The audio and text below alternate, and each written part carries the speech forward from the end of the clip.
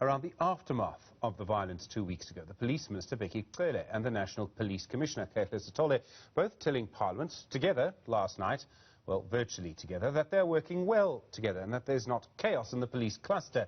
But there is evidence of deep divisions between them. Cele has previously asked the President to start a process which could see Sithole being removed as the National Police Commissioner.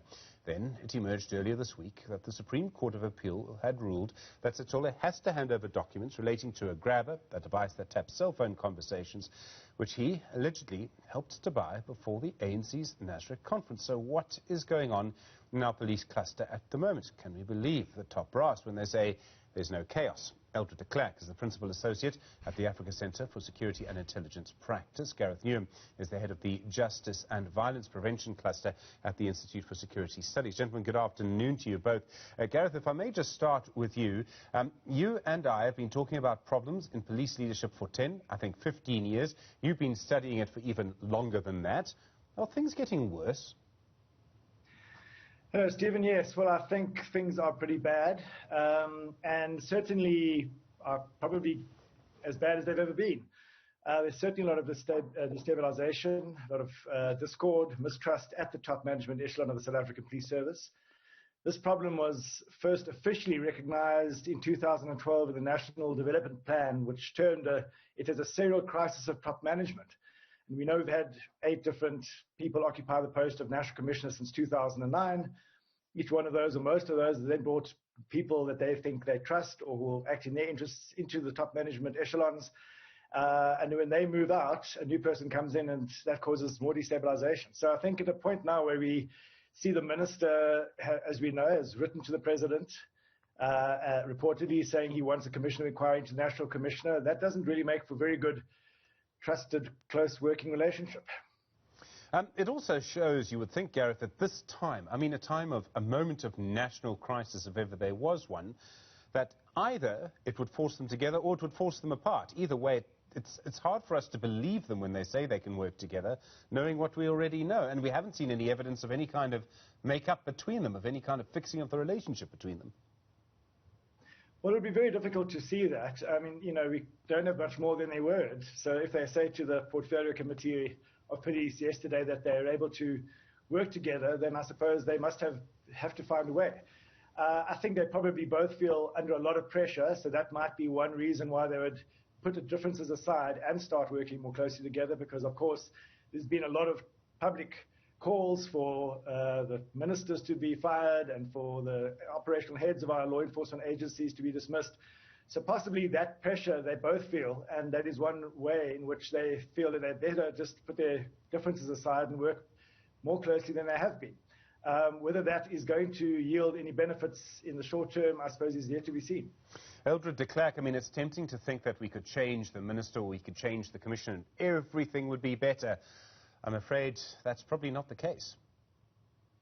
Well, Stephen, as Gareth had said, it's a little like Groundhog Day. We're reliving the past over and over, and something does have to give.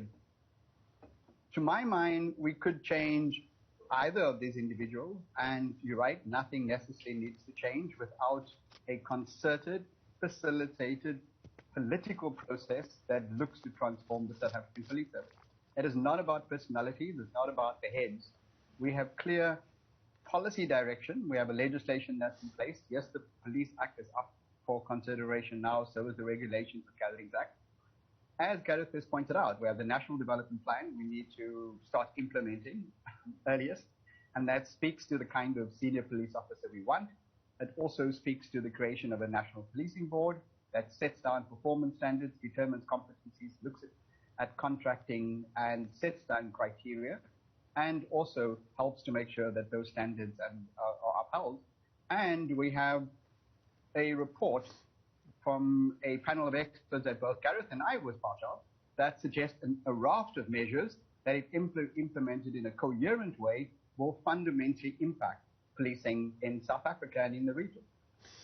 Eldred, I mean, it's always tempting to blame the people who are currently in charge. But if we just go back, and let's go back quite a long way, the South African Police Service, or the South African Police as it then was until 1990, a bit after that, really became over time an instrument of repression.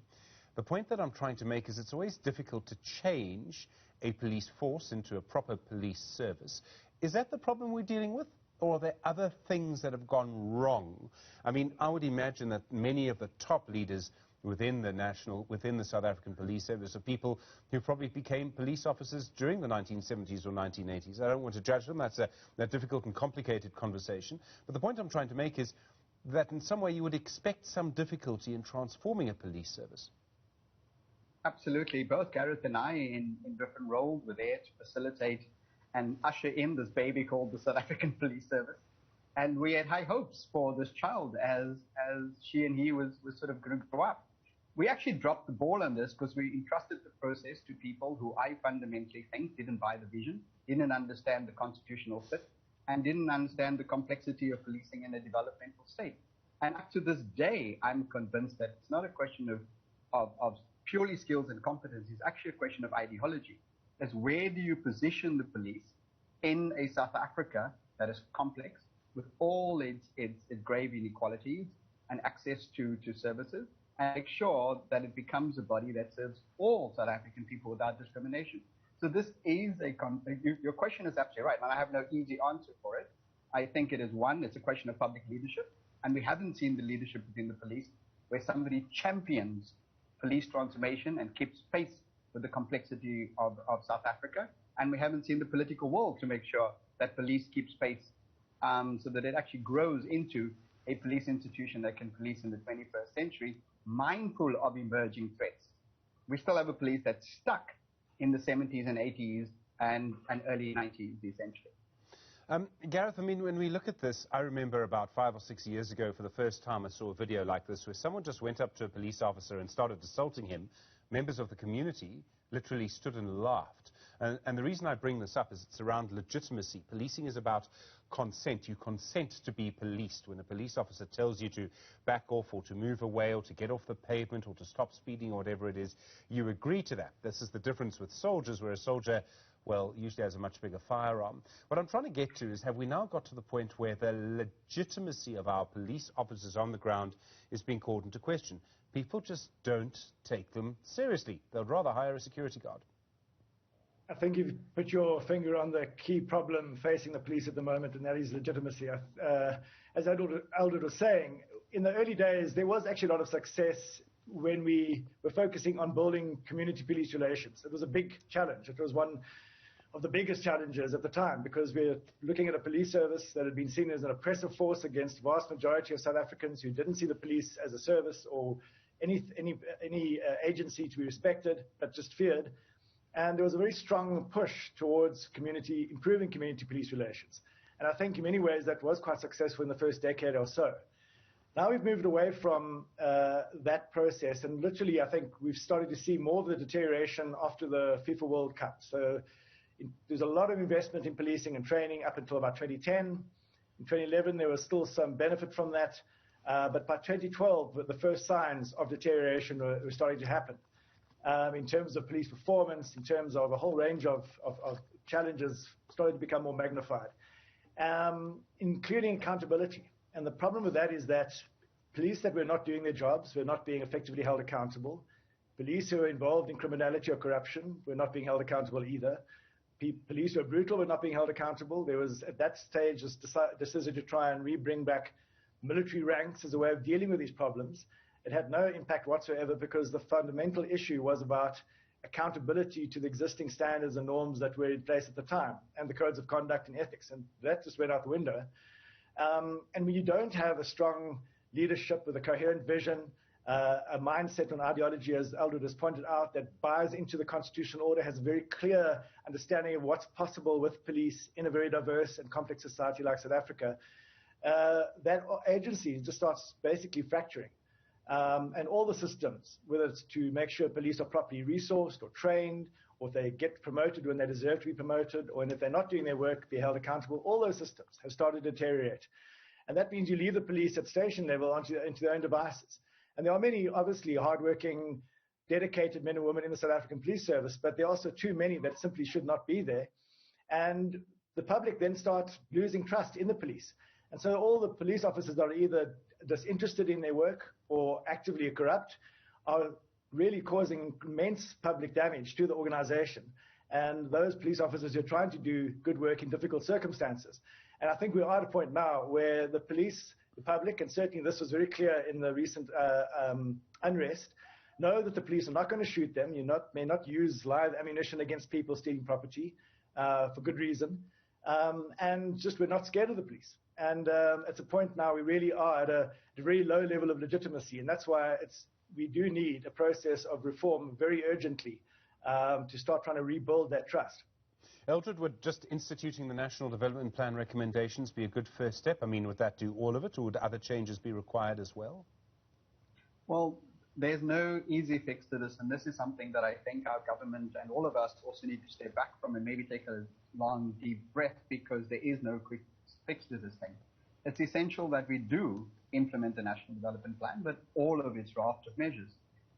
When it comes to policing, one of the first things we can do, and as Gareth had said, when it comes to restoring both issues of accountability, and that's more than just efficiency, it's also about how effective, and it's also about effectiveness and performance and integrity and credibility, subject all senior management, as the National Development Plan says, to an integrity, lifestyles and competency audit. Make sure, as Minister Mbalula has said, that they fit for purpose and they can fulfill the roles that they do. My next step would be to institute the National Policing Board and fill it with people who are competent, who understands policing in the 21st century, understands the complexity of institutional and organizational change, and actually can facilitate a process and hold the hands of the police and walk with them as the police seeks to transform. We're supposed to have had, post a panel of experts, a transformation task team, and two of the members of the transformation task team, both the then mooted head and the deputy head, has both left under clouds. So we need to entrust the process of change within the South African Police Service to other individuals who enjoy their own credibility and have integrity and have shown that they understand the nature of policing in the 21st century and can walk the pace with the South African police as it seeks to implement the necessary measures to restore its legitimacy and make sure that it's led by credible, competent, principled public leaders. Gareth, if we don't do any of this, we are likely to see, I would imagine, the rise in vigilante justice, and already the number of murders which sort of come under the police category or the police crime statistics category of vigilante justice, and we've seen some terrible examples recently. It would seem to me it's likely that we're going to see that number, the murders in that category rising. In other words, people will literally make their own law and take it into their own hands because they cannot, do not, and will not trust the police. Yes, that is one of the outcomes we can expect if there's no action taken to improve policing. The other is ongoing growth in organized and violent organized crime. You'll start to see the murder rate's been going up since 2012, and it's 37. The numbers of murders last year were 37% higher than 2012, and armed robberies 43% higher. So armed robbery is a category that is very susceptible to good policing. You can bring down things like armed robberies and organized crimes because they're committed by groups of people that are identifiable, that work in clear networks, and they have a very specific modus operandi, and they tend to work in similar ways in similar places.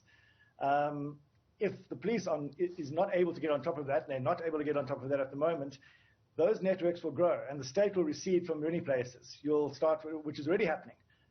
In many places in South Africa, on the Cape Flats, gangs will be the people that will restore some kind of order there. If you've got a problem, you'll go to a gang leader. It might be the local taxi association. It might be other groups that are involved in illicit economies. So basically, the police is the sort of like last line of the state's ability to maintain order and provide stability.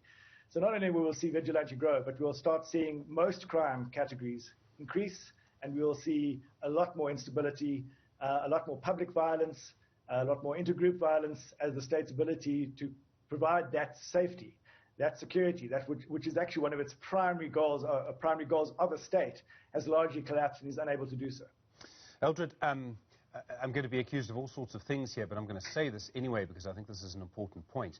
The description or the scenario that Gareth describes, more violence, less personal safety, isn't going to affect our politicians, is it? Because they're protected by the VIP protection unit and their budget just keeps going up. Well, we saw that the president, for a moment there, couldn't find his iPad. Let's say that iPad did in fact fall in the wrong hands. And let's say that Transnet is not the only parastatal institution that gets hacked.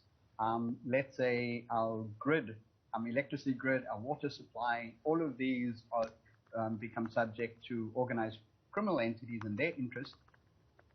Our whole national security architecture and national security strategy is under threat if we don't take the necessary steps. And that will fundamentally impact the legitimacy of our politicians and voters in this coming elections, or the elections for the national elections. Hopefully we'll vote with their feet and make sure that they ask the right questions of politicians. Not only how do you promise to do things, but show us a track record of having been involved to make sure that things can change and that you're working for the common interest and the common good. So yes, it should and it will impact the politicians in a major way if our infrastructure collapses alongside these organized crime entities. And if this was an insurrection, and if this was an action against the legitimacy of the state, of course it is, well, what happened a couple of weeks ago, of course it's impacting the politicians in a major way, as it should.